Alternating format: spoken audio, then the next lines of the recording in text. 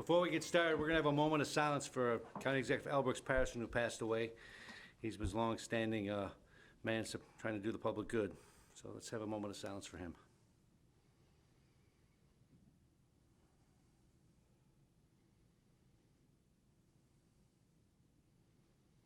Thank you.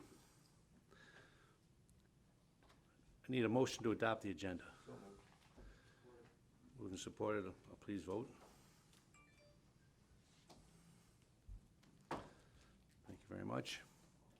Next item is public participation. Is anyone from the public that wishes to be heard to speak on any item on the agenda? We have two members of the audience, but they're going to be speaking later in the agenda. Seeing no one, we'll close public participation. Item number 5 is appointment interviews for Community Mental Health Board. We have one vacancy, and we have Lisa Gross and Anthony Puella. And one of you like to come forward and speak? You have 5 minutes. 5. Well, as much time as you need. Is Lisa Gross not here? No. Hello, everyone. Anthony Plua is my name. In addition to the application that I gave you, first thing I want to do is assume that you all read it. That's right, we did. There's a whole lot of detail in there, and I would like to expand on it in addition to what you see in the detail, and that I am generally familiar with Medicaid regulations, although I don't know it all. What I did was we, the family, have created what we call the least restrictive environment. Now, I know I was up here in this podium a couple of years ago, and one of the board members asked me, what is least restrictive environment? Is there anyone here that doesn't understand what that is, or can you imagine what it is or isn't? Why don't you go ahead and explain it to them, please? Back in the late 80s and early 90s, the United States government brought out a law. It's called the Olmstead Law. It requires the destruction of institutions and the disassembling of places that were so restricted that they were very jail-like. Now, that same thing can take place in something as small as a group home, where it feels like a jail. Well, anyway, I'm very opposed to that, and I have a little 2-page document that I added to your application system, and we call that Ron Has Arrived. Everybody acknowledge that one? We got that. Now, I want to explain, that is not a brag sheet that we did the greatest thing for our son that there is.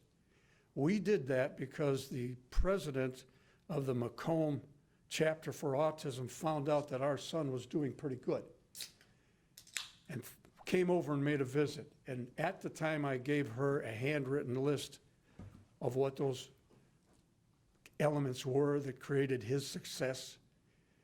And she saw a roadmap, and she asked me to create this 2-page document.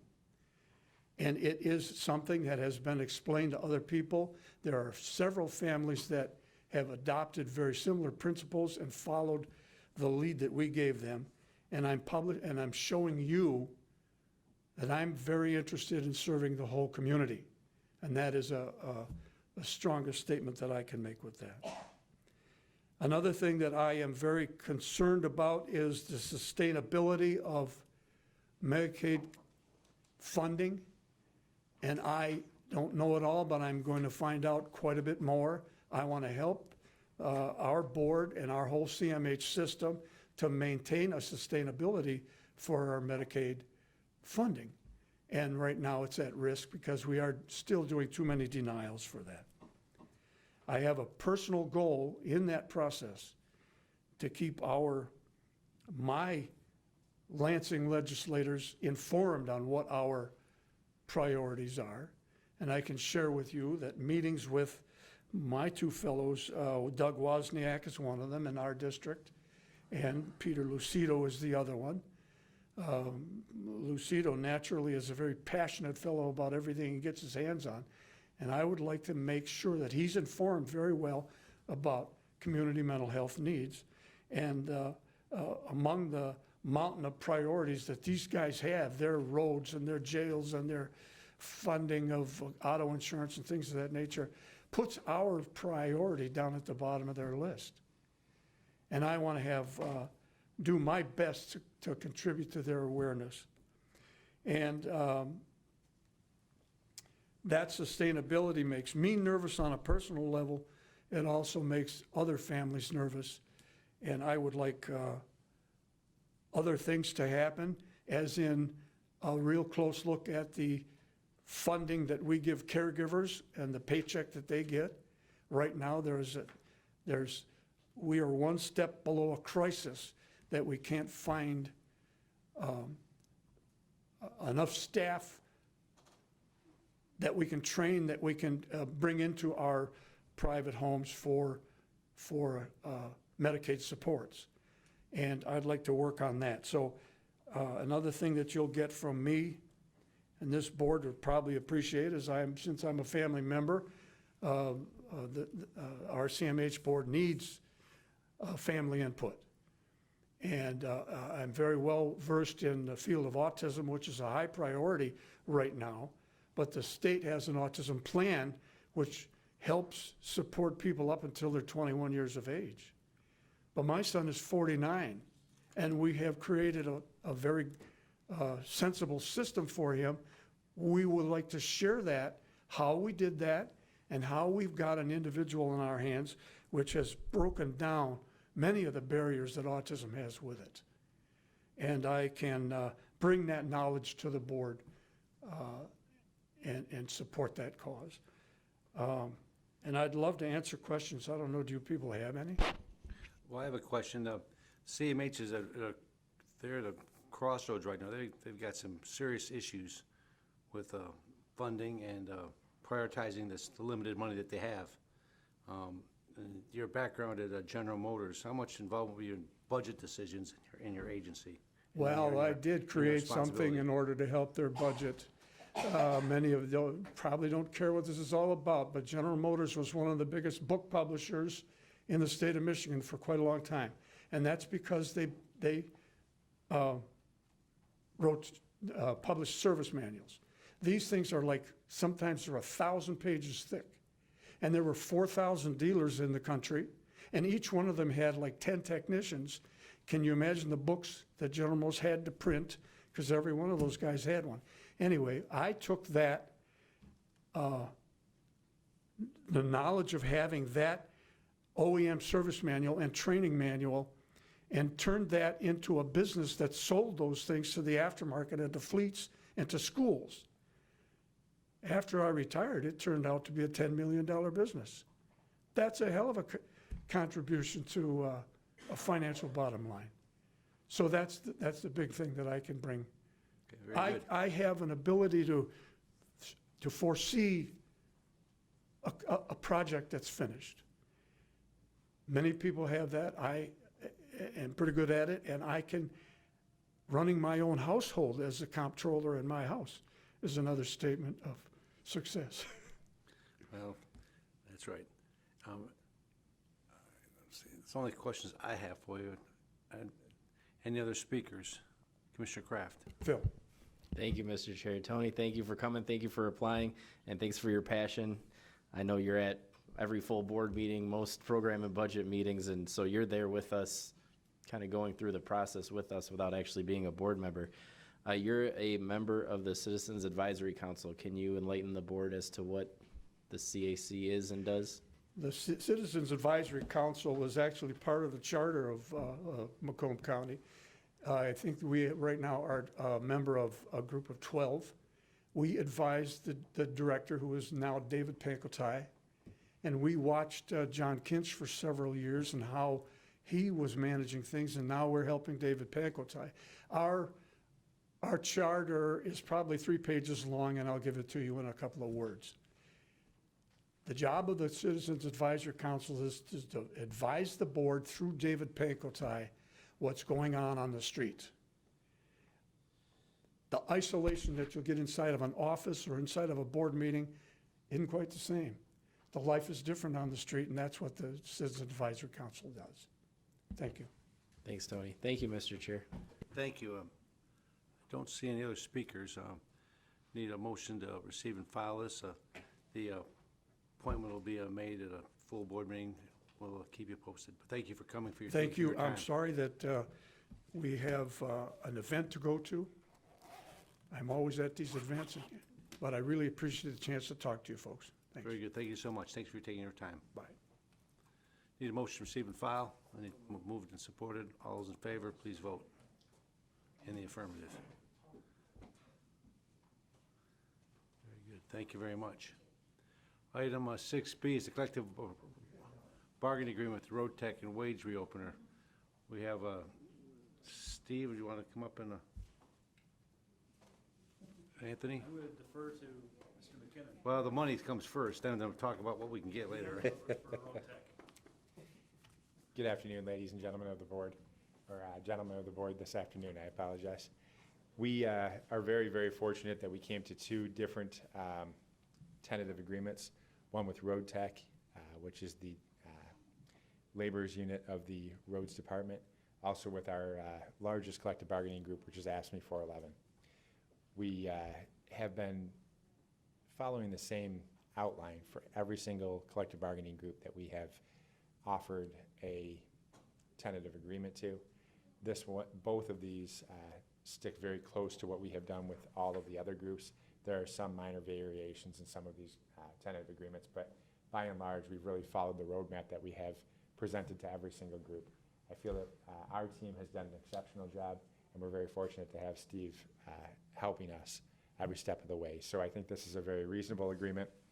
The basics of the agreements are, we follow the classification and compensation study for those people who were supposed to get an increase in their positions.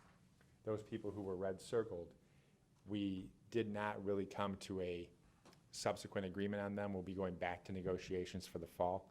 But those folks got a 1% lump sum off schedule so that we could move this thing forward, put it to bed for now, and we'll be back at the table likely in September, if not before.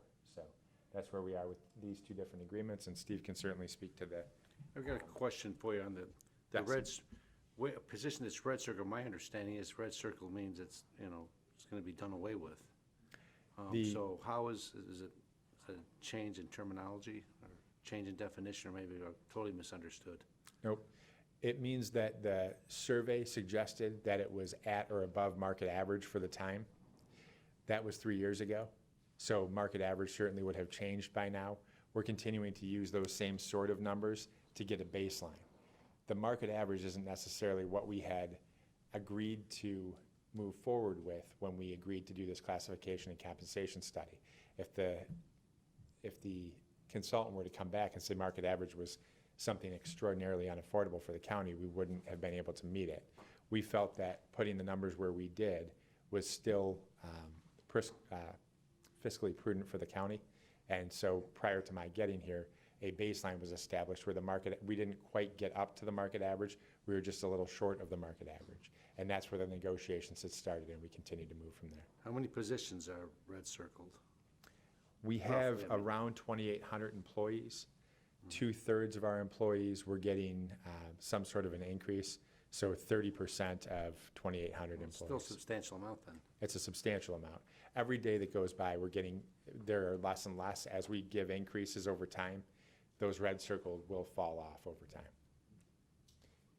Was AFSCME the one that was probably the more difficult one to reach agreement with, I'm sure, right? Yeah, AFSCME was. Road Tech was no walk in the park, that's for sure. Those guys have hard jobs, and a lot of people around here, as with any other public sector, have seen a long time with very little that they felt they were getting increases. But AFSCME is such a disparate unit.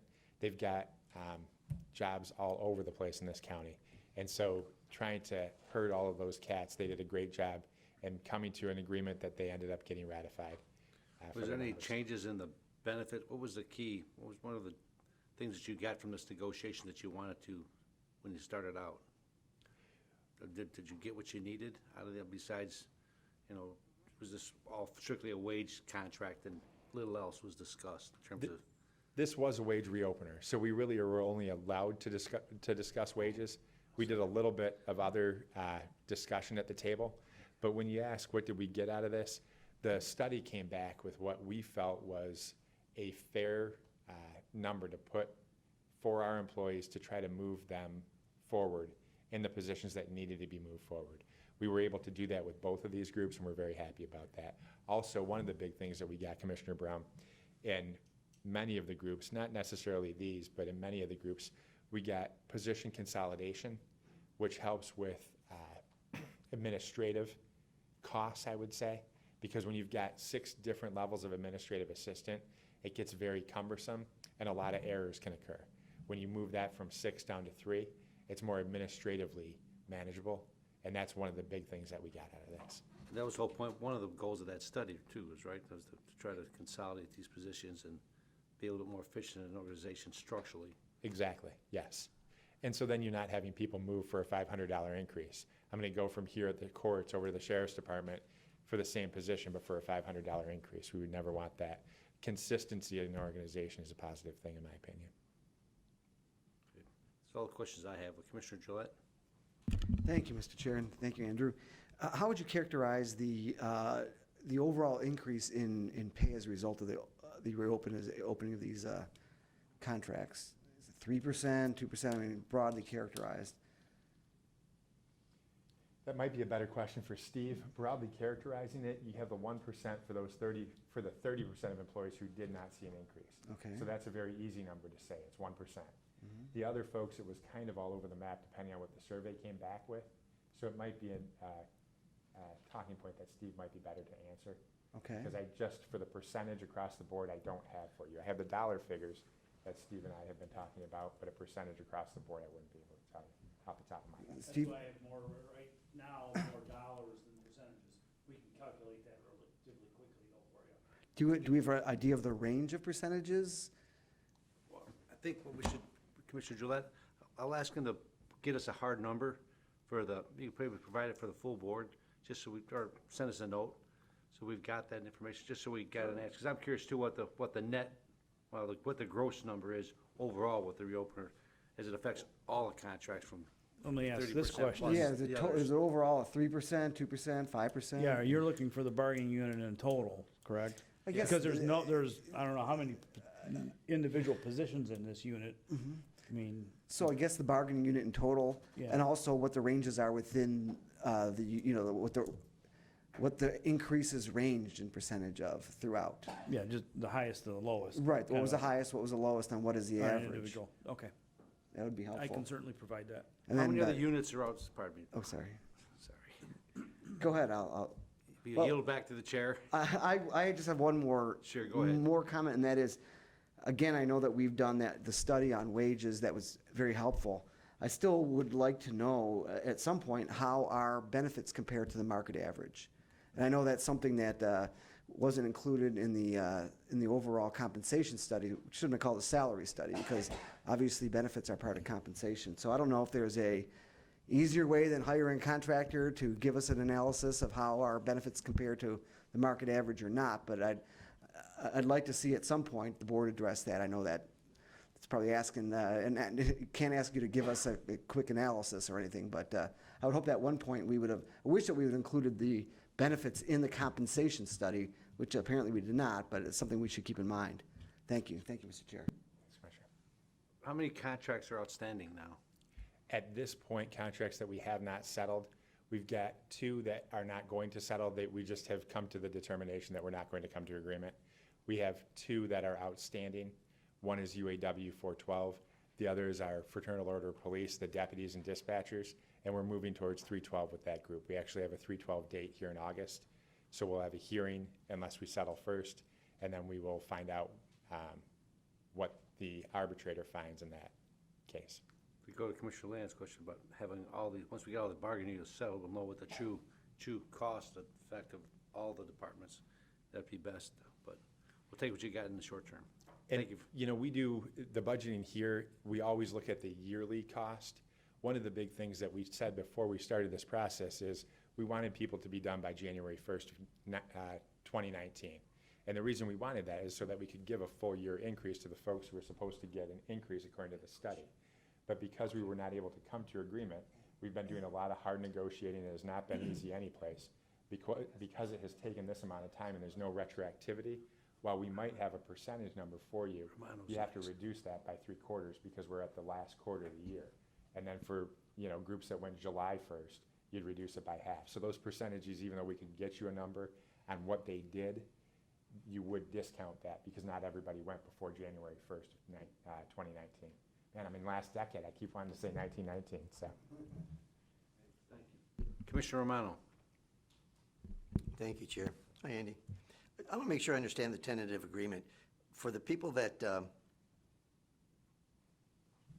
employees do not currently receive increments or receive increments due to this agreement will be assigned increments date starting 6 months, February 2020, after the effective date, and this is the part that I'm a little confused about, and will continue to receive increments every 6 months until the employee reaches the maximum of the pay scale. So I'm going to start with pay grade number 7, which shows that they're starting off, step 1 would be, and I'm using the figures here, $37,465, and until such time that they reach, it looks like about 5 years, they'll end up with $47,515. Am I reading something wrong, or is that correct? That's the maximum pay scale that they would arrive at. Yes, that is the maximum pay scale. What we do here as a county is we do 6-month increments. So while you're reading that correctly, the increments are actually 6 months, so it's 4.5 years to max. Because you're starting on that step 1, 6 months at step 2, and then ultimately you end up at step 10, which is 4.5 years from the time that you implement. So let's use the 4.5 years. Are you saying to me that during that 4.5 years, there's going to be no other contracts?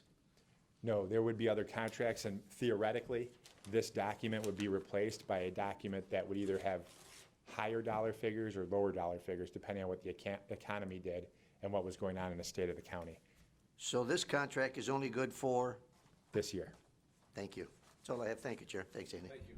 Chairman Smith. Thank you, Steve. This is more of a question for you.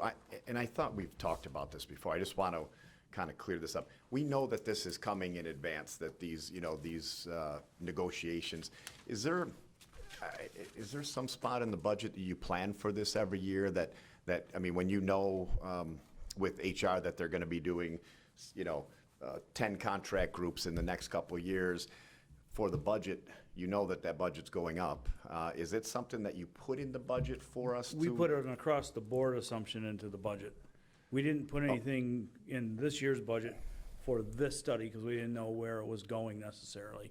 We didn't even guess at an across-the-board level or anything on You know, this. this so- year, we built in the 1% that was negotiated previously. So for this year, we're going to be looking at spending more than you anticipated because of all these contracts due to the compensation study.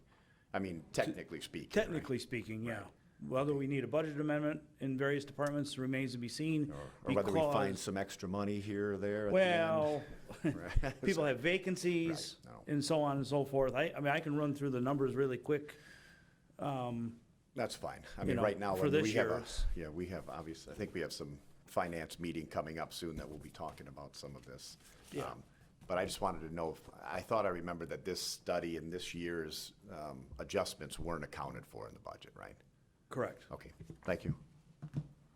Thank you, Chairman Smith. Thank you, Chairman Smith. Anyone else? I don't see anybody else on the list. Thank you very much for the good job. It's a lot of unions in this county, and you took care of a big one. I appreciate it. Thank you. Thank you, Commissioner. Thank you, Commissioner. Need a motion to receive and file the, Recommended full board. motion by Commissioner Leonetti, supported by Mr. Romano. Please vote.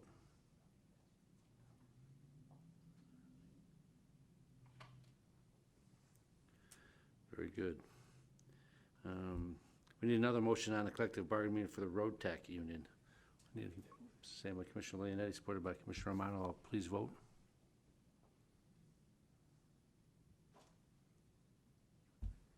Okay, thank you very much.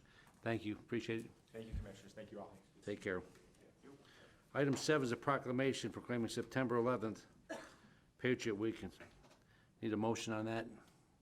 Moved by Commissioner Kraft, supported by Commissioner Gillette. Any discussion on that? All those in favor say, please vote in the affirmative. Not so fast, Brown, not so fast. All those say aye, nay. All right, item 8 is correspondence. I don't think we have any, we have one correspondence. MAC platform proposals. Please look, take these home, review these carefully, and send all your comments to Commissioner Kleinfeld. I'd like to, Need a motion to receive and file the correspondence? Moved by Commissioner Leddy, supported by Commissioner Kraft. Alderman, please I have vote. I'd like to speak on it if I could. Please. Thank you, Mr. Chair. I realize this is a receive and file, but there are some elements of what MAC is suggesting as what they support that I think should be particularly concerning. I recognize that there's a wide variety of views on which things should be supported, but I would think that one thing that would unify at least this county would be under the accounting infrastructure issues on page 54 of our document, which states that the MAC supports the provisions of Public Act 51.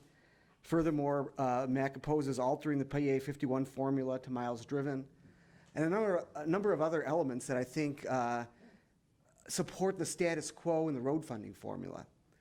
And I think that's particularly concerning given that we're a paying dues member of MAC that is lobbying against us receiving a fairer element of our road funding.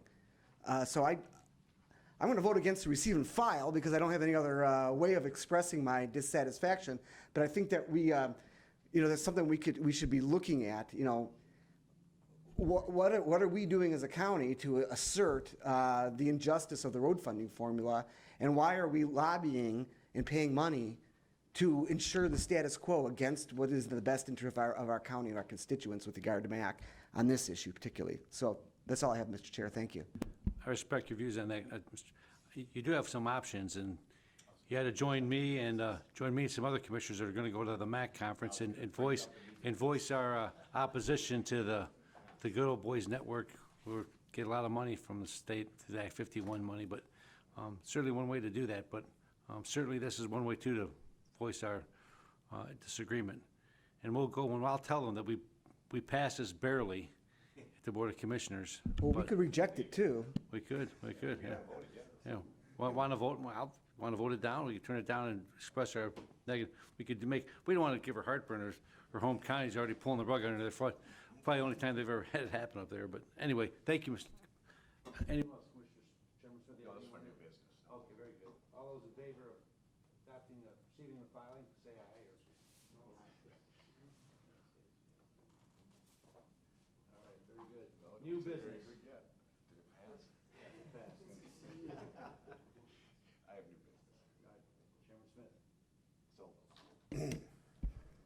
Two voting no, Smith and Drollet. You have to announce that. So I was going to say exactly what you were saying, but the one way to look at it is to go to this meeting in Traverse City, and one of them, obviously, the reason is because Veronica's going to be sworn in as chair, and the other one is to maybe start voicing our displeasure at some of these things that go on, because we really don't go to a lot of these MAC meetings. They don't seem to me, they don't really benefit the bigger counties. They almost take what we do and kind of disperse what we've done and have made work over the years to the smaller counties. That being said, I don't like that they're endorsing Act 51, so you have a perfect opportunity. We're actually looking for, Harold Haw had mentioned that he was going to go, and then he had to back out. So right now, I believe we still have at least one more room up there that we're saving until the last minute that we can get rid of it.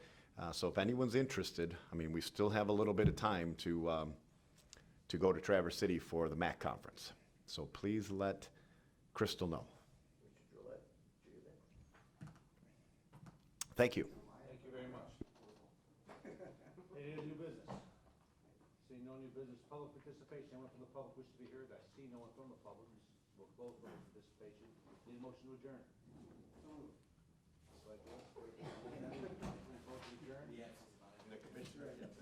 Sorry you had to wait so long, Stephen. Commissioner Gillette and the new Dujay. Yeah, exactly.